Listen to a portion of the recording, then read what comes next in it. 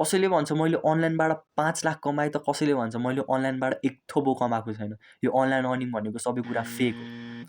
अब मार्केटमा यस्तो खालको कुरा आउँदाखेरि हजुरहरूलाई लाग्न सक्छ कि पत्ताउने चाहिँ कसको, तर म भन्छु गाइस चिन्ता गर्नु पर्दैन। हजुरहरूको सामु डिटेक्टिभ आसिफ आइसकेको छ आज सत्यता के र असत्यता के भनेर यसको बारेमा छलफल गर्न। नमस्ते, मेरो नाम आशिक नेपाल र हजुरहरू हेरिदिनुहुन्छ नेक्स्ट जेन अर्निङ, जहाँ यस्तै फाइनेन्स र मनी रिलेटेड कुराहरू धेरै हुने गर्छ। र अब धेरै ढिला नगरिकन सुरु गरौँ नम्बर 1 प्लेटफर्ममा। नम्बर 1 प्लेटफर्ममा छ हामीसँग फाइबर। यस, फाइबर। अब फाइबर हजुरहरूले काहीँ न कतै सुन्नु भएको होला, किनकि यो विगत 2 वर्षदेखि एकदम चर्चितमा आएको फ्रिलान्सिङ वेबसाइट हो, जहाँ हजुरहरूले सिम्पली आफ्नो प्रोफाइल क्रिएट गरेर पैसा कमाउन सक्नुहुन्छ। सोच्नु होला कि सिम्पली प्रोफाइल क्रिएट गरेर पैसा कसरी? यसमा सिम्पली प्रोफाइल क्रिएट गर्दैमै पैसा चाहिँ आउने होइन, यसमा आफ्नो पोर्टफोलियो र प्रोफाइललाई राम्रो र एक्स्ट्रा देखाएर पैसा चाहिँ आउन सक्छ। अब कसरी यसको एक्जाम्पल म दिन्छु।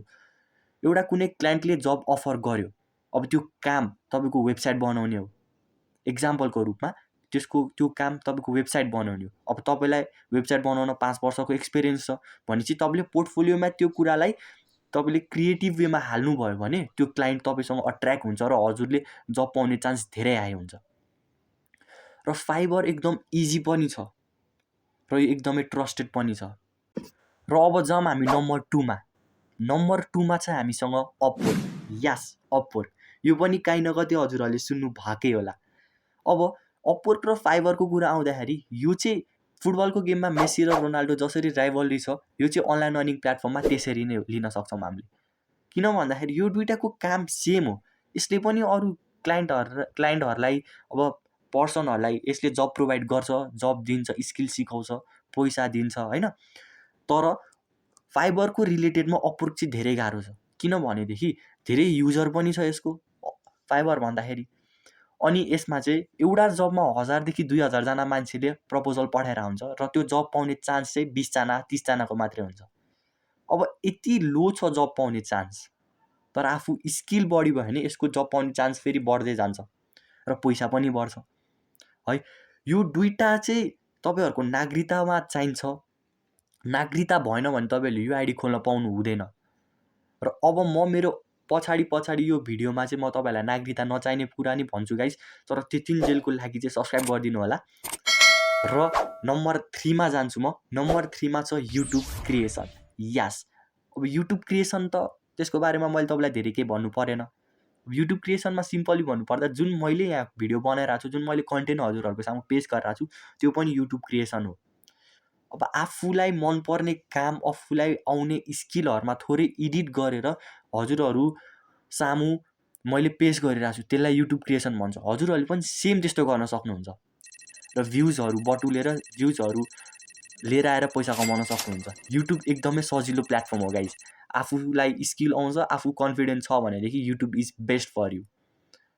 अब युट्युब, फाइबर, अपवर्कको त कुरा गरियो। अब हामी जाउँ हल्का डिफ्रेन्ट टकमा। अब डिफ्रेन्ट टक चाहिँ कस्तो खालको टक हो भनेदेखि यो चाहिँ नम्बर 4मा आउँछ। नम्बर 4मा चाहिँ हामीसँग एफिलिएट मार्केटिङ। अब यो यिनीहरू तीनटा भन्दा कम्प्लिटली डिफ्रेन्ट छ गाइज।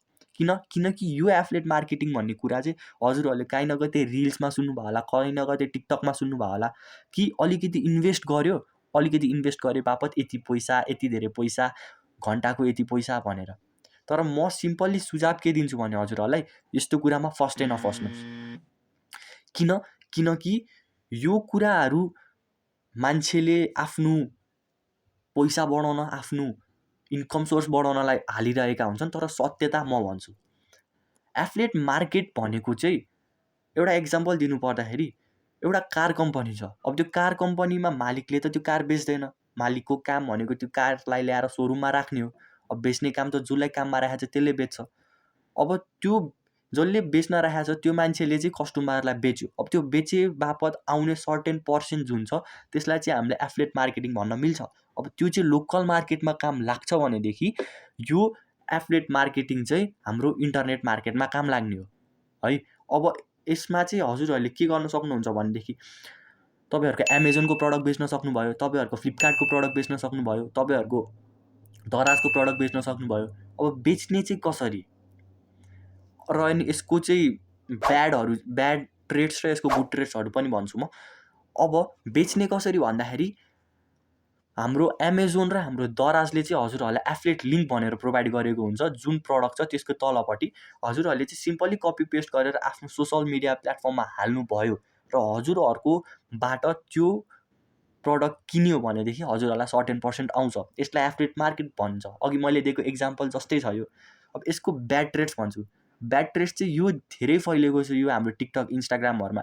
यसको नराम्रो यसको यो फेक कुराहरू धेरै फैलिएको छ, किनकि अलिकति पैसा हाल्यो बापत यसमा चाहिँ 1 लाख आउँछ दिनको, त्यसको चाहिँ 2 लाख आउँछ।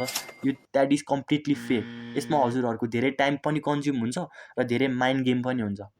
अब यसको गुड ट्रेड्स भनेको चाहिँ यास, यदि हजुरहरूलाई माइन्ड गेम्स गर्न आउँछ र हजुरहरूसँग मार्केटिङको स्किल छ भने चाहिँ हजुरहरूले राम्रो खालको अर्न गर्न सक्नुहुन्छ, बट दिनको 1-2 लाख चाहिँ होइन। यो चाहिँ म कम्प्लिटली डिनाइ गर्छु हजुरहरूलाई। अब यति भनिसकेँ मैले। अब यति भन्दै हामीसँग नम्बर 5 मा छ कन्टेन्ट बेच्ने। कन्टेन्ट बेच्ने, आफ्नो स्किल बेच्ने। अब कस्तो हो त त्यो? यो कन्टेन्ट बेच्ने र युट्युब सिमिलर छ, बट हल्का डिफ्रेन्ट वेमा भन्नुपर्दाखेरि चाहिँ कोही मान्छेलाई बुक लेख्ने सौक होला, कोही मान्छेलाई कवि बन्ने सौक होला, कोही मान्छेलाई राइटर बन्ने सोच होला, होइन? अब कोही मान्छेलाई पढाउने सोच होला, टिचर बन्ने सोच होला।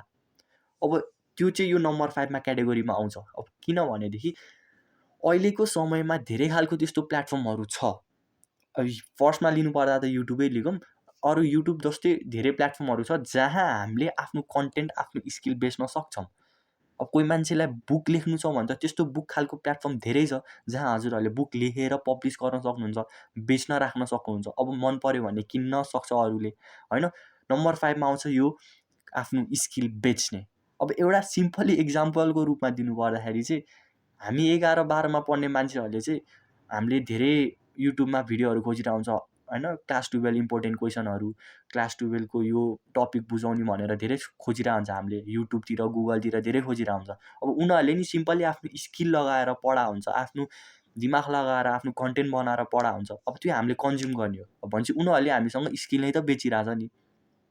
इक्जाम्पलको रूपमा दिनुपर्दा त गुरुबा, फिजिक्सवाला, उनीहरूले पढेर चाहिँ हामीले कन्ज्युम गरिरहेछौँ। उनीहरूले आफ्नो स्किल सो गरिरहेछ, हामीले त्यो स्किलहरू हेरेर आफूले केही सिकिरहेछौँ।